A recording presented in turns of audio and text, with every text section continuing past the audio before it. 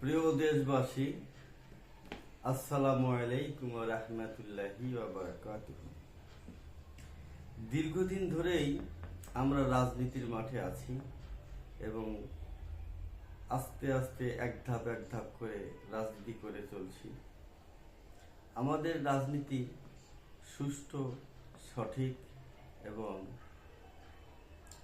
নিরপেক্ষ পন্থায় আমরা আগাচ্ছি, যেটাকে বলা হয় কবির ভাষায় বলতে গেলে, অন্যায়ের কাছে কবু নত নাহি হবে শির, ভয়ে কাঁপে কাপুরুষ লড়ে যায় বীর। যদিও আমরা নিরপেক্ষভাবে হাঁটছি, কিন্তু আমরা কোনো অন্যায়ের সাথে আপোষ করতে রাজি নাই। তবে আমাকে যদি কেউ এসে আঘাত করে যায় ব্যক্তিগতভাবে, এই জন্য আমি কোনো প্রতিবাদ করব না।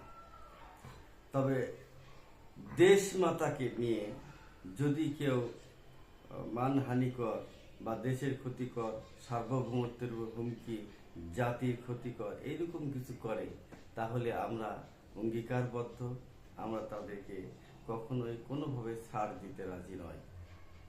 তো আমরা সঠিক পথে আছি। আপনাদের সহযোগিতা এবং দোয়া কামনা করছি। এই বলেই আমার সহযোগী একজন আছে, ইউনাইটেড পিপলস পার্টির চেয়ারম্যান, উনি আপনাদেরকে সালাম দিবেন। আসসালামু আলাইকুম। প্রিয় দেশবাসী, আমি ইউনাইটেড পিপলস পার্টির চেয়ারম্যান মুস্তফা কামাল বাদল। আমাদের দলের পক্ষ থেকে, আমাদের জাতীয় জোটের পক্ষ থেকে আপনাদেরকে সংগ্রামী শুভেচ্ছা ও অভিনন্দন। প্রিয় দেশবাসী, আমাদের দেশ আমাদের মা। এই দেশ আমাদের মা।